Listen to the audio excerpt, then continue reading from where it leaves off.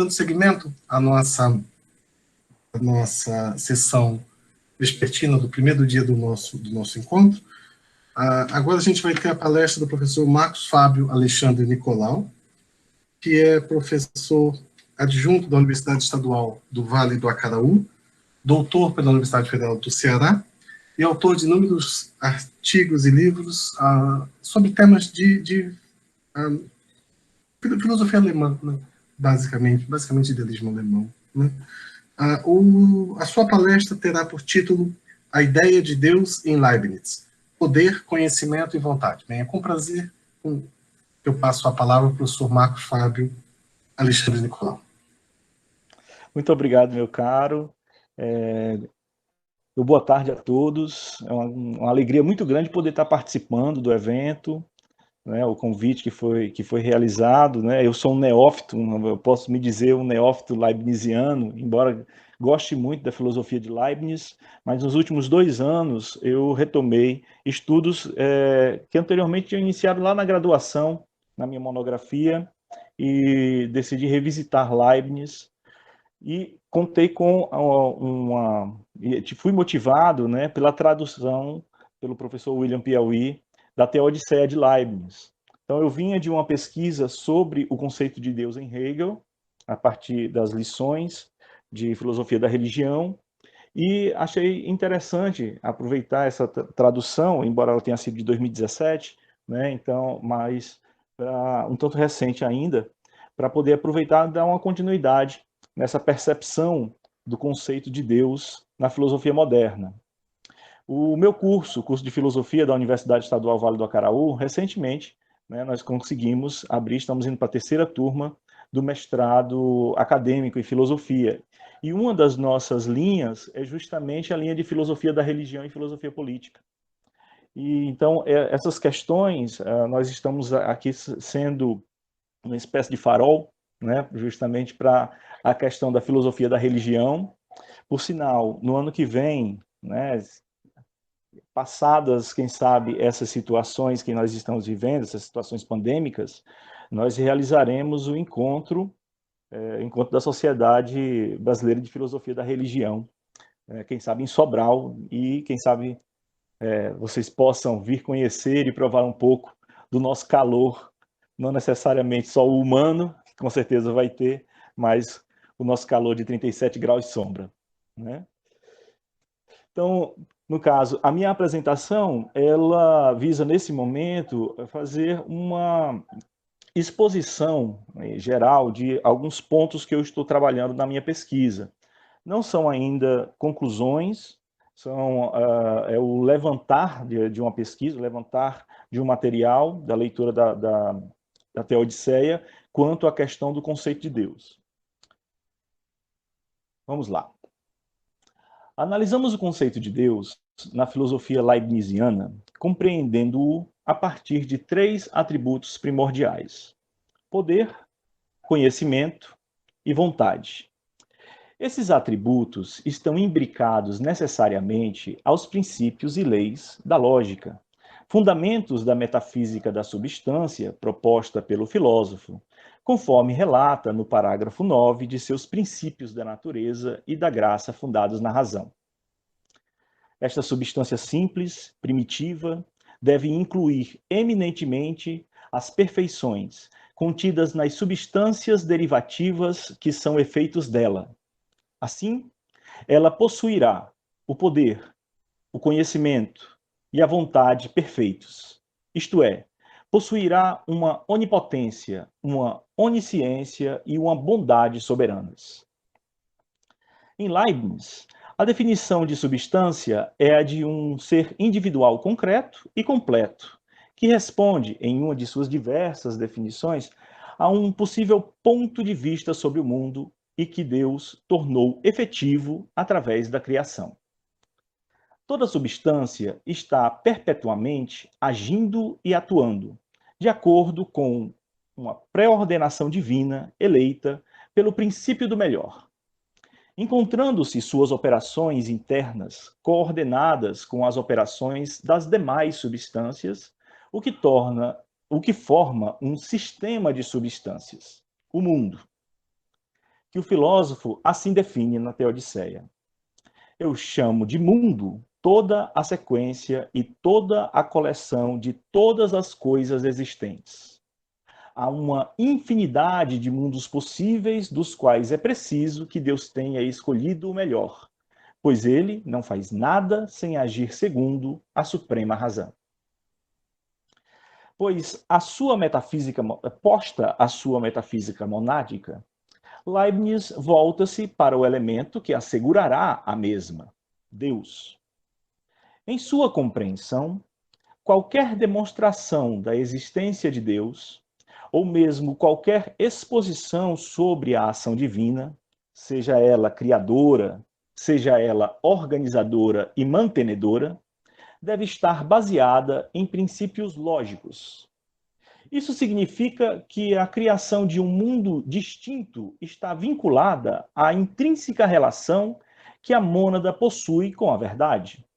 Isso porque a existência de Deus é uma consequência de sua essência absoluta, necessária porque perfeita, o que impele que tudo derive, segundo os parágrafos 31 e 32 da monadologia, da necessidade lógica de dois princípios irrenunciáveis, a saber, a não contradição e a razão suficiente. Na Teodiceia. Para melhor compreender esse ponto, é preciso entender que há dois grandes princípios de nossos raciocínios. O primeiro é o princípio da contradição, que sustenta que duas proposições contraditórias, uma é verdadeira, a outra é falsa. O outro princípio é o da razão determinante, a saber, que jamais algo acontece sem que haja uma causa ou, em todo caso, uma razão determinante. Isto é, alguma coisa que possa servir para dar razão a priori, porque, de preferência, isso existe ao invés de qualquer outro modo de existência. Ao passo que tudo que existe na natureza é contingente, né, o debate que foi posto antes, a não existência do contingente não implicaria qualquer contradição. No entanto, se só houvesse o contingente, nada poderia garantir existência e nada existiria. Temos, por uma imposição lógica, a consideração de um ser necessário, cuja inexistência incorreria em contradição, pois sem ele não existiria qualquer razão para que algo existisse em vez do nada. Logo, já que algo veio à existência, podemos concluir, como consta no parágrafo 7 do livro 1 da Teodiceia, que Deus é a primeira das causas, é a primeira razão das causas.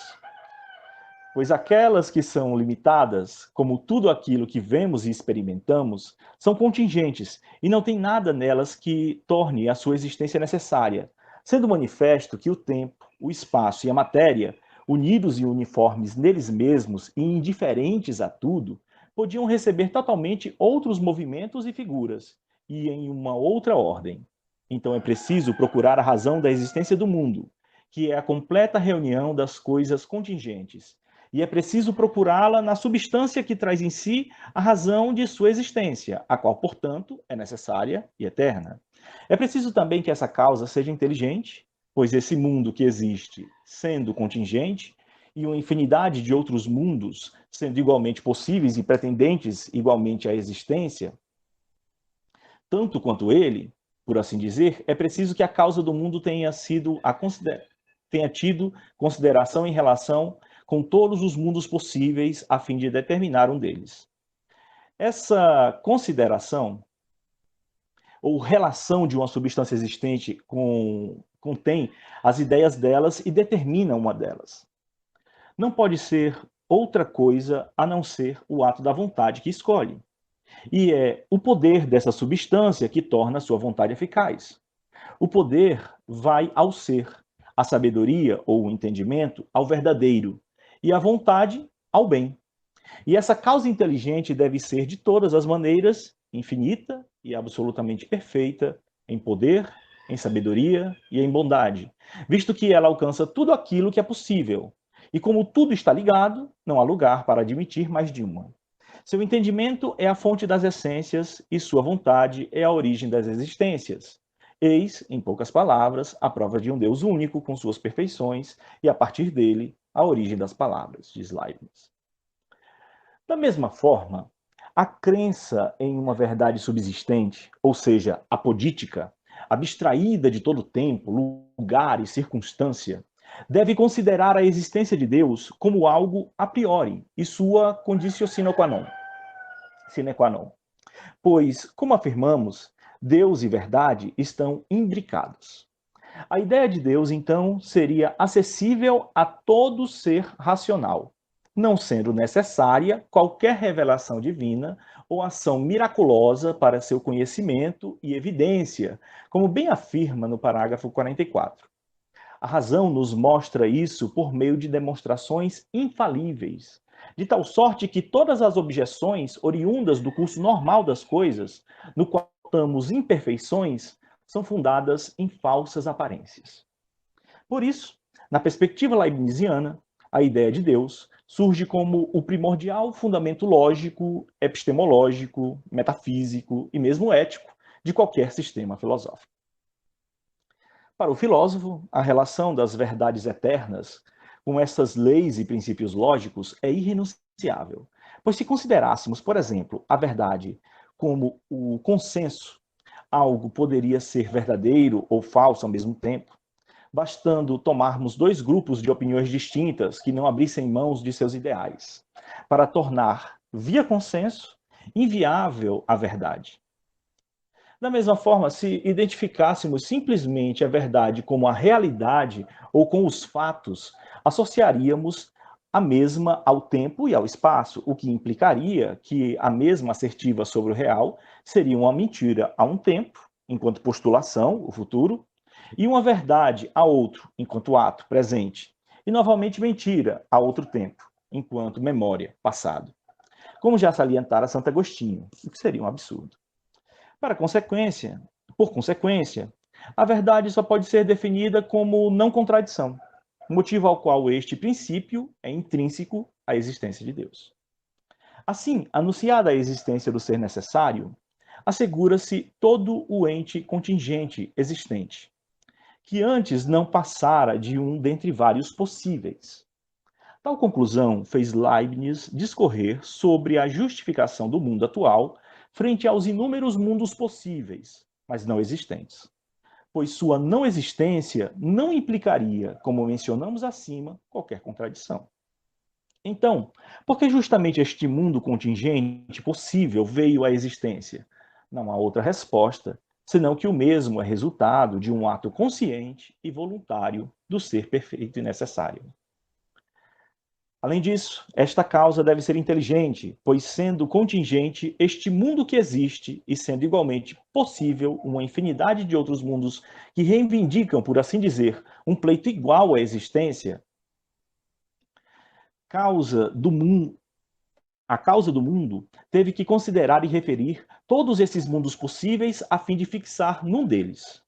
Essa relação ou referência de uma substância existente a simples possibilidades pode não passar do entendimento das ideias delas, ao passo de que se fixar sobre uma delas pode ser apenas o ato da vontade que escolhe. É o poder desta substância que torna sua vontade eficaz. Poder tem a ver com ser. Sabedoria ou entendimento tem a ver com verdade. E vontade tem a ver com o bem. Depreende-se o princípio da razão suficiente, em virtude do qual consideramos que nenhum fato poderia ser tido por verdadeiro ou existente, nenhuma enunciação verdadeira, sem que haja uma razão suficiente, porque que ele é assim e não de outra maneira. Deus, que tem total conhecimento de todos os mundos possíveis, por seu poder, traz apenas um deles à existência, e o faz por um ato de vontade. No entanto, não escaparia facilmente à crítica de sua escolha estar condicionada, pois Deus, ao encerrar em si todas as perfeições, é consciente de todas as razões para escolher o mundo mais conveniente, ou o melhor dos mundos possíveis. Mas isso não implicaria, para Leibniz, uma limitação imposta a Deus, mas sim o elucidar de uma necessidade lógica, consequência de sua perfeição. Faremos ver que a necessidade absoluta, a qual também chamamos de lógica e metafísica, e algumas vezes geométrica, que seria a única a ser temida, não se encontra nas ações livres. E que, desse modo, a liberdade é isenta, não apenas de coerção, mas também da verdadeira necessidade. Faremos ver que, mesmo Deus, ainda que escolhesse sempre o melhor, não age por uma necessidade absoluta, e que as leis que Deus prescreveu à natureza, fundadas na conveniência, se encontram entre as verdades geométricas absolutamente necessárias e os decretos arbitrários. Mais à frente, ele afirma que Deus mesmo escolhe o melhor. É o óbvio, mas essa necessidade não é oposta à contingência. Esta não é aquela que denominamos lógica, geométrica ou metafísica, cujo contrário implica contradição. Uma questão aí que eu ainda tenho que me debruçar mais, mas está anotada. Assim, enunciamos o eixo que guiou a pesquisa, a saber, a apreensão do conceito leibniziano de Deus a partir de sua primordial tríade de atributos. Cito: é bom acrescentar que sua bondade o levou antecedentemente a criar e a produzir todo o bem possível, mas que sua sabedoria fez a triagem, e foi a causa porque ele, consequentemente, escolheu o melhor. E, por fim, que seu poder lhe deu o meio de executar atualmente o grande desígnio que ele formou. Ao tratar do atributo do poder, defrontamos a incontornável pergunta: por que algo existe e não nada? Como e por que Deus produz algo? Eis o que demarcara o primeiro momento, apreender o atributo do poder divino, criador e ilimitado, do qual carecem todos os entes criados, e que é eminentemente atribuído somente a Deus. Este atributo está necessariamente associado a um conhecimento distinto, a ser analisado em um segundo passo. Saliente-se que no ente criado, o conhecimento é limitado, configurado como um grau de expressão do conhecimento de Deus, que é ilimitado, o que torna sua análise um encadeamento ascendente que segue dos entes criados a Deus. O terceiro passo devém justamente das consequências do conhecimento divino, a saber, da apreensão da vontade divina, pois as escolhas de Deus devem ser justificadas. Neste sentido, o conhecimento desvela as verdades eternas, a partir das quais Deus cria o mundo do modo mais conveniente, ou seja, justifica o mundo possível existente. Pois, no meu ponto de vista, é o entendimento divino que faz a realidade das verdades eternas, embora sua vontade não tenha participação nisso, diz Leibniz. Toda realidade deve estar fundada em alguma coisa existente. É verdade que um ateu pode ser geômetra, mas se Deus não existisse, não haveria objeto da geometria. E sem Deus, não só não haveria nada de existente, mas não haveria de fato nada de possível. Isso não impede, no entanto, que os que não veem a ligação de todas as coisas entre elas e com Deus não possam entender certas ciências sem conhecer a sua primeira fonte, que está em Deus.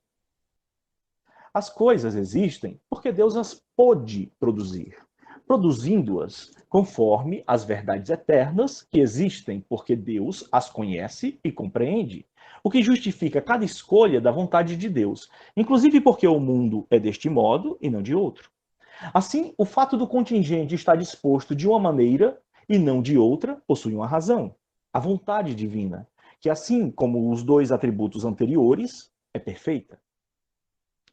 Leibniz diz: mas Deus sendo levado a produzir mais bem do que é possível, e tendo toda a ciência e todo o poder necessários para isso, é impossível que haja nele defeito, culpa ou pecado. E quando ele permite o pecado, é sabedoria, é virtude.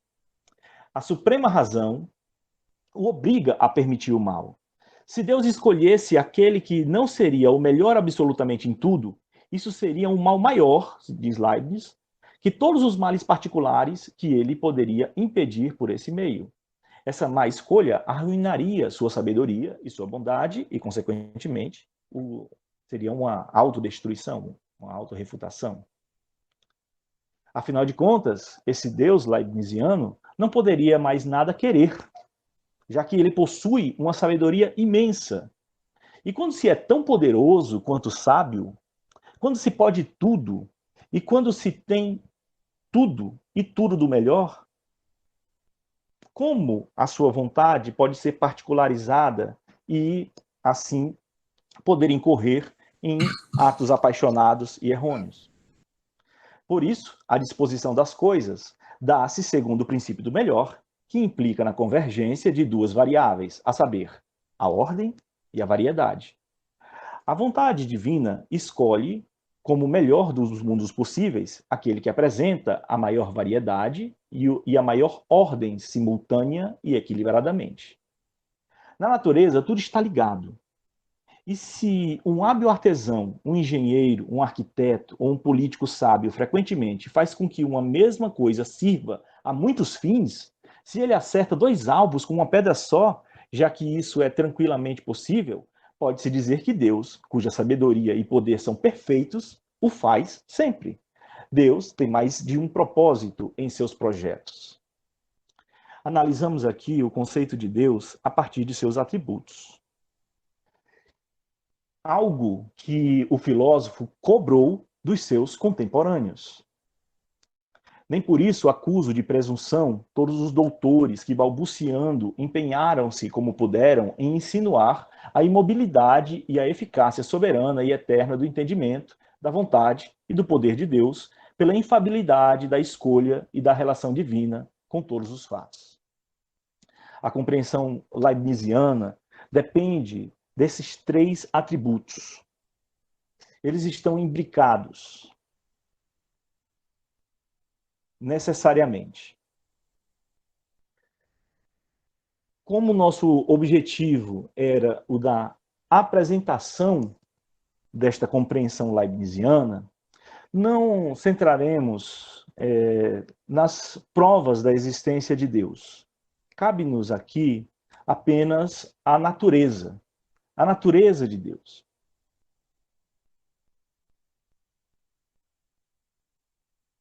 Ao tratar do atributo do poder, constante, passando aqui.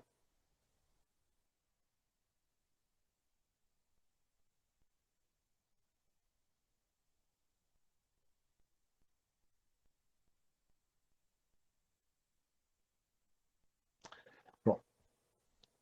Então, para ir já fazendo a nossa conclusão da apresentação, né, do estudo, por isso, a disposição das coisas dá-se segundo esse princípio, o princípio do melhor, que implica na convergência das duas variáveis, como disse anteriormente, a ordem e a variedade.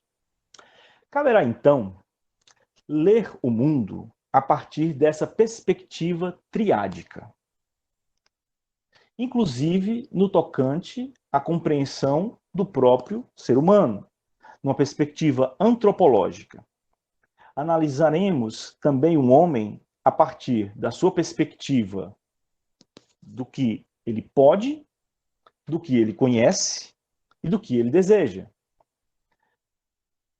Pois esses elementos podem ser encontrados com suas devidas proporções ou graus, graduações, em toda a realidade.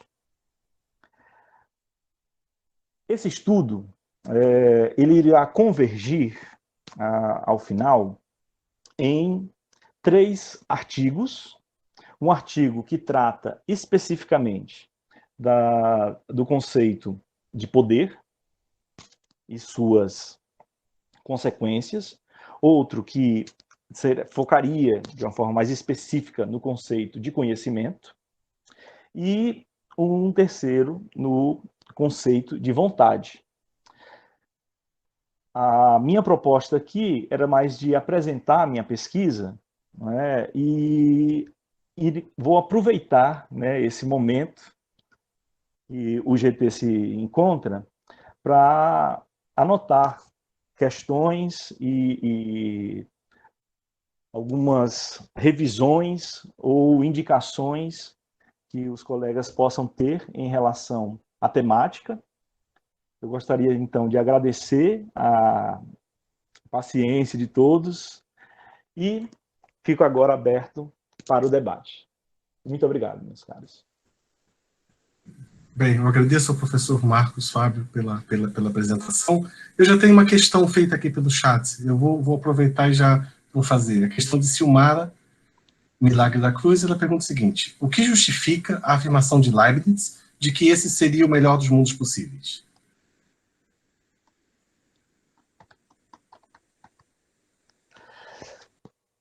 O melhor dos mundos possíveis para o Leibniz, ele, como eu coloquei, ele tem que ter a maior variedade possível de existência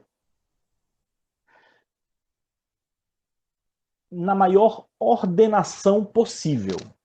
Então, nós temos, nessa proposta leibniziana, muitos mundos possíveis, muitos marcos possíveis, muitas Silmaras possíveis.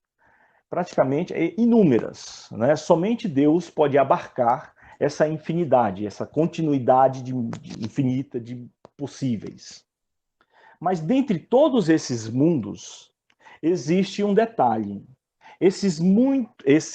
Essa composição de coisas, essa composição de entes possíveis, elas estão relacionadas nesse mundo. Então, qual seria, na perspectiva racional que Leibniz trabalha, a melhor forma de dizer ou afirmar que foi trazido à existência o melhor dos mundos? Quando ele conclui que o melhor dos mundos deveria ser aquele que possui mais variedade de existência e de possíveis, e que nessa variedade, que seria extremamente complexa, ela seria a composição aonde as coisas atuariam de forma mais ordenada possível. É aonde o melhor dos mundos é o mundo onde a harmonia pré-estabelecida ela é perfeita. Aí vem toda a questão da Teodiceia, Silmara, porque como é que você vai me convencer, Leibniz, que este mundo que veio à existência, esse mundo que está em ato, é melhor do que aqueles que estavam em potência, né? Estavam em possibilidade? Porque eu vejo o mal nesse mundo. Eu sofro o mal desse mundo. E se eu quiser ser mais incisivo com você, Leibniz, eu posso realizar o mal nesse mundo. Eu posso ser veículo do mal. Só de mal, né? Como a gente diz aqui no Ceará, só de ruindade, eu posso, para acabar com o seu argumento, eu posso trazer o mal e sair numa loucura desenfreada aí de cometendo inúmeras ações maléficas. Mas isso, diz Leibniz, você considera mal justamente porque você está considerando uma parte. O seu conhecimento, ele é, sim, ordenado como o de Deus. Ele é regido pelos mesmos princípios de Deus. No entanto, ele é limitado. E nessa limitação, ele não consegue abarcar o todo. Ele não consegue ver as consequências que esse mal particular vai gerar ao se levar em consideração o todo que foi trazido à existência. Então, o Leibniz, é claro que eu estou sendo extremamente leibniziano, né? Que é fazendo uma crítica interna a partir do autor. Nós temos inúmeras problemáticas com dessa afirmação leibniziana. Ele não se salva livremente, ou ele não se salva facilmente da questão do porquê esse deveria ser o melhor dos mundos. Mas ele realmente acredita que ao estabelecer que Deus ele é um ser que tem uma sabedoria infinita, e a sua sabedoria infinita, o seu conhecimento infinito, ele é perfeito na razão, ele é capaz de ver tudo, ele é onisciente. Se ele é onisciente, ele só poderia errar se ele quisesse. Só que se ele quiser errar, então ele não seria bom. E Deus também tem uma bondade perfeita. Né?